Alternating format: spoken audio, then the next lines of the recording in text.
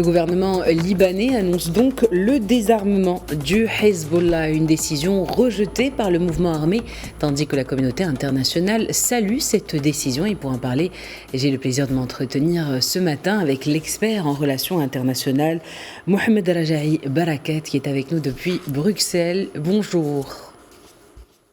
Bonjour et merci de m'avoir invité.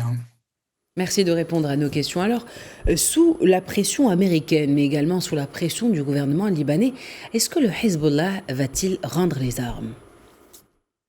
Je ne crois pas que le Hezbollah va rendre les armes. Les déclarations des hauts responsables du Hezbollah jusqu'à présent ont refusé de remettre les armes soit à l'armée libanaise ou à n'importe quelle autre autorité.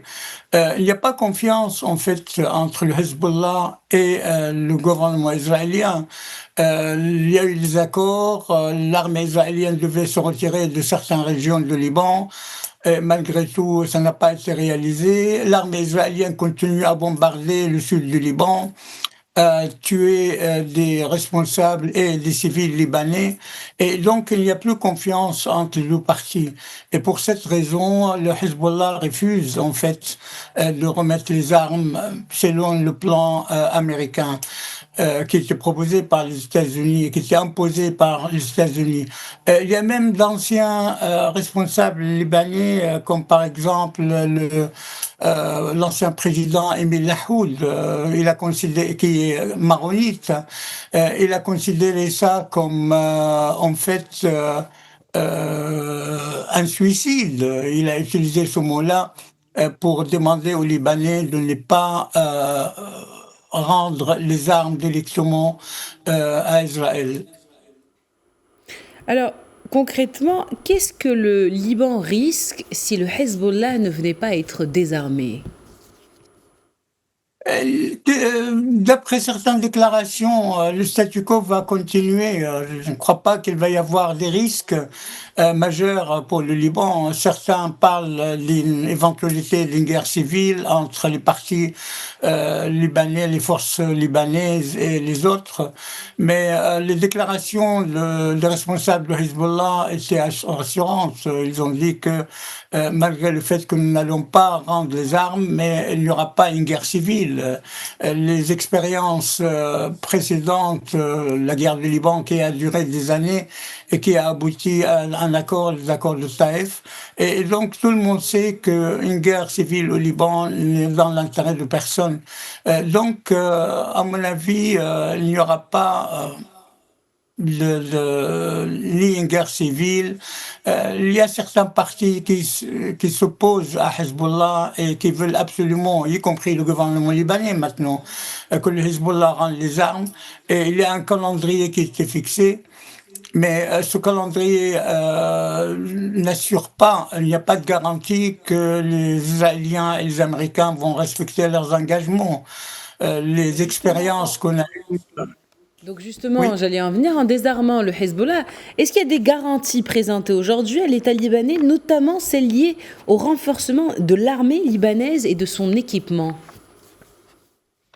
Jusqu'à présent, l'armée libanaise est incapable de contrôler le territoire libanais. Elle est incapable d'imposer la souveraineté, la souveraineté libanaise sur le Liban, sur tous les territoires libanais. Et l'armée libanaise est très faible face à l'armée israélienne au cas où. On sait bien tous que Benjamin Netanyahou, Israël ont des ambitions d'occuper les sources d'eau. Bon, déjà, ils ont occupé le Golan et une partie de territoire, une partie importante du territoire syrien, là où il y a le présent d'eau. Et ils ont occupé aussi, sont arrivés aux portes du Damas. Les déclarations de certains responsables extrémistes israéliens disent que nous devons revenir et occuper une partie du Liban. Et donc, il n'y a pas une confiance entre les parties et les événements qui se déroulent actuellement, soit à Gaza et ailleurs, démontrent qu'il est impossible pour le Hezbollah, pour l'instant, de faire confiance et de rendre ses armes. Comme il l'a dit, c'est un président Lahoud, ça va être considéré comme un suicide pour le Liban. Alors, vous l'avez dit tout à l'heure, vous pensez qu'il n'y aurait pas de guerre civile, mais selon plusieurs observateurs et hommes politiques au Liban, le désarmement du Hezbollah pourrait conduire à une guerre civile dans le pays du Cèdre. Qu'est-ce qui pourrait empêcher justement cette guerre civile de se produire? Mais je crois que l'expérience qu'a vécu le Liban pendant plus que 10 ans a démontré que la guerre civile n'aboutit à rien. Toutes les forces sont présentes, les groupes religieux, les groupes ethniques, les différents partis politiques sont armés, et donc s'il va y avoir une guerre civile, ça va être comme l'ancienne guerre. Et donc la conscience des responsables politiques, je crois, va empêcher une telle guerre civile au Liban. Quand un pays a vécu pendant des années et a souffert, la population libanaise avait souffert pendant des années à cause de cette guerre, et puis n'a abouti à rien. Il y a eu les accords de Taïf, et puis voilà. Donc je ne crois pas que les responsables libanais de droite, de gauche, les responsables religieux vont s'aventurer dans une guerre civile pour l'instant. Si le Hezbollah continue à refuser de rendre les armes, je crois que la situation va rester telle qu'elle est maintenant. Les menaces israéliennes et les menaces qui viennent de la Syrie maintenant. Il y a des combattants de Daesh et de certaines forces qui sont à la frontière avec le Liban actuellement. Et certaines déclarations de responsables de ces organisations extrémistes ont parlé d'aller vers le Liban. Et donc, pour attaquer Hezbollah. Donc, je crois que, en fin de compte, le peuple libanais va se rendre compte que bon, c'est pas une solution de déclencher une guerre civile actuellement au Liban. Alors justement, le peuple libanais, vous venez de l'évoquer, les Libanais sont divisés sur cette question du désarmement du Hezbollah. Des manifestations ont eu lieu dans la capitale libanaise. Jusqu'où pourrait aller cette divergence parmi la population libanaise? Ce qui m'a étonné, c'est que j'ai entendu des déclarations des journalistes libanais, beaucoup de femmes parmi ces journalistes, qui sont maronites, qui sont chrétiennes et qui sont contre le désarmement de Hezbollah. La situation de l'armée libanaise ne permet pas de rendre les armes. L'armée libanaise jusqu'à présent est incapable. Les promesses d'investir 1 milliard de dollars pour réarmer l'armée libanaise, ces promesses américaines, est-ce que le président Trump va exécuter ces promesses?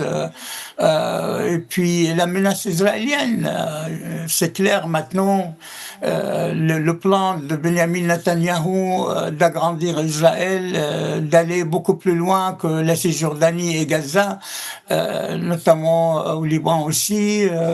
Donc tout ça, je crois que va empêcher une nouvelle guerre civile au Liban.